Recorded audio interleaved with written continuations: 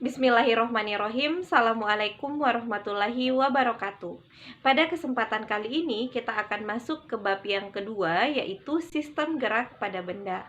Materi sistem gerak pada benda akan kita bahas dalam 4 pertemuan.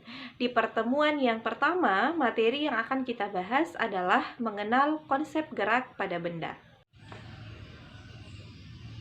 Nah, di materi pertama yang berjudul konsep gerak pada benda ini, ada beberapa hal yang akan kita pelajari. Tapi sebelum itu, saya mau menjelaskan dulu apa itu gerak. Jadi, sebuah benda dikatakan bergerak jika benda tersebut mengalami perubahan posisi. Jadi, kalau misalnya posisinya itu benda tidak berubah, maka dalam fisika dikatakan bahwa benda tersebut tidak bergerak. Nah, pada materi konsep gerak pada benda ini, ada beberapa hal yang akan kita bahas. Yang pertama, kita akan membahas apa yang disebut dengan jarak. Kemudian yang kedua, kita akan membahas apa yang disebut dengan perpindahan. Kemudian yang berikutnya, kita akan membahas apa yang disebut dengan waktu. Kemudian yang berikutnya, kita akan membahas apa yang disebut dengan kecepatan. Dan yang terakhir, apa yang disebut dengan kelajuan. Yang pertama, jarak. Oke, jarak itu dia adalah panjang lintasan yang ditempuh benda. Oke, jadi ingat, jarak itu dia adalah panjang lintasan yang ditempuh oleh benda. Bagaimana contohnya? Nanti kita lihat. Kemudian yang berikutnya ada yang disebut dengan perpindahan. Nah, perpindahan itu dia adalah perubahan posisi benda dari awal ke akhir. Kemudian yang berikutnya ada waktu. Waktu itu dia adalah banyaknya alokasi waktu yang dibutuhkan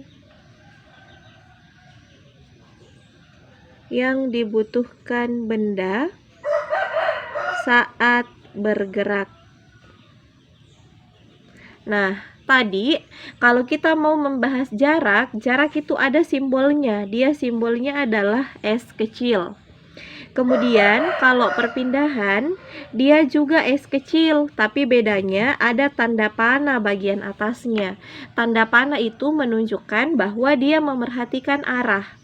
Kemudian yang berikutnya ada waktu. Waktu itu dia pakai T huruf kecil. Nah, kemudian yang berikutnya kecepatan. Kalau kita mau mencari kecepatan, maka dia caranya mudah saja. Kecepatan itu didapat dari perpindahan dibagi waktu. Atau bisa kita tuliskan sebagai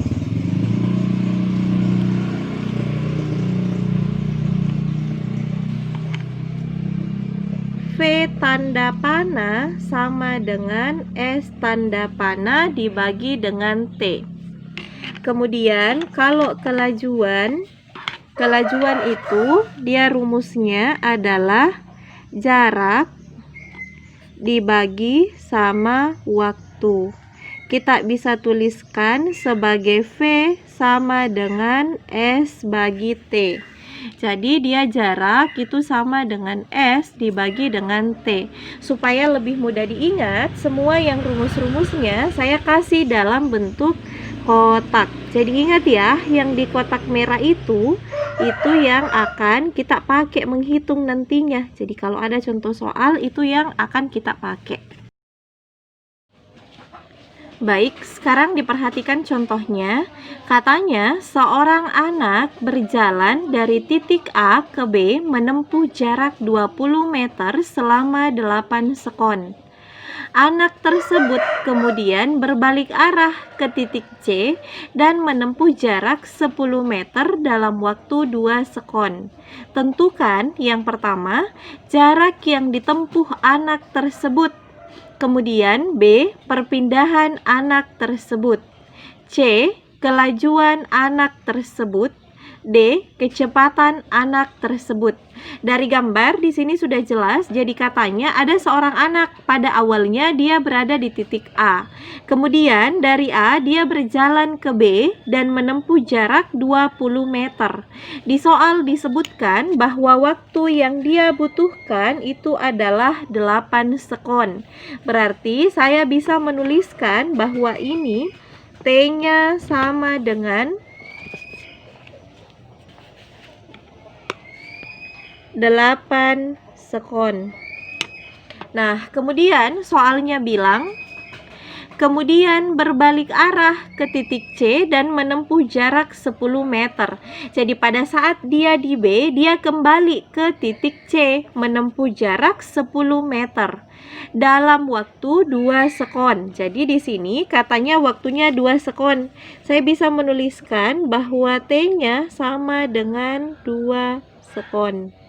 Nah, yang menjadi pertanyaan di soal sekarang bisa dengan mudah kita tentukan. Oke, kalau ketemu sama soal fisika seperti ini, bagaimana langkah kerjanya? Yang pertama, kita tuliskan dulu apa yang diketahui dari soal. Jadi yang pertama, tulis dulu apa yang diketahui. Katanya jarak dari A ke B adalah 20 meter. Berarti saya bisa menuliskan SAB itu adalah 20 meter. Ditempuh dalam waktu 8 sekon. Berarti saya bisa menulis TAB sama dengan 8 sekon. Kemudian dia bilang dari B ke C itu 10 meter. Berarti SBC sama dengan 10 meter. Ditempuh dalam waktu 2 sekon. Berarti TBC sama dengan 2 sekon. Setelahnya saya tulis apa yang diketahui, saya tulis lagi apa yang ditanya. Nah, yang ditanya bagian A itu adalah jarak yang ditempuh anak. Katanya tadi jarak itu simbolnya S. Berarti yang ditanya bagian A adalah berapa S-nya. Kemudian bagian B yang ditanya adalah perpindahan. Berarti berapa S tanda panahnya. Kemudian bagian C yang ditanya adalah kelajuan. Berarti berapa V-nya.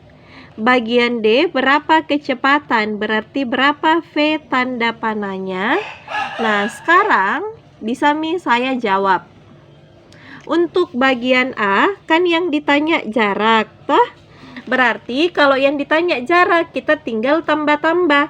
Jadi dia S itu sama dengan SAB ditambah sama SBC. SAB dia nilainya 20 meter ditambah SBC dia nilainya 10 meter. Berarti totalnya dia sama dengan 30 meter. Kemudian yang bagian B. Yang bagian B yang ditanya adalah perpindahan. Tadi di soal sudah disebutkan bahwa kalau dia perpindahan itu tinggal dilihat posisi awalnya sama posisi akhirnya. Sekarang kan kita lihat dia pergi dulu ke B, baru dia kembali ke C. Artinya apa di sini? Dia berlawanan arah. Nah, karena berlawanan arah, maka dia harus dikurangkan. Jadi saya bisa menulis S tanda panah itu adalah SAB dikurangi dengan SBC. Berarti 20 meter dikurangi 10 meter. Jadi saya dapat bahwa S tanda panahnya itu sama dengan 10 meter. Nah, kemudian pertanyaan bagian C.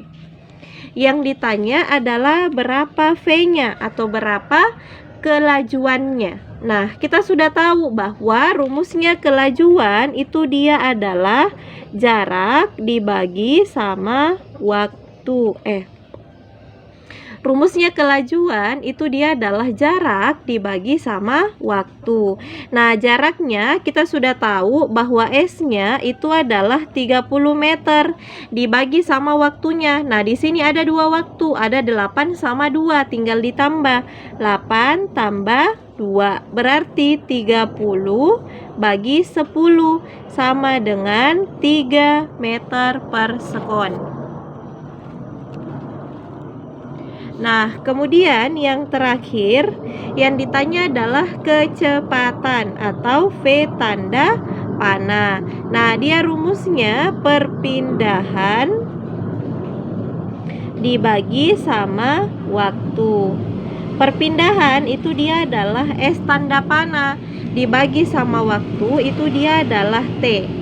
S tanda panahnya kita tahu nilainya 10 meter dibagi sama waktunya 8 tambah 2 berarti dia 10 meter dibagi 10 sekon sama dengan 1 meter per sekon. Sekianlah pertemuan kita kali ini, kurang dan lebihnya mohon dimaafkan. Terima kasih. Assalamualaikum warahmatullahi wabarakatuh.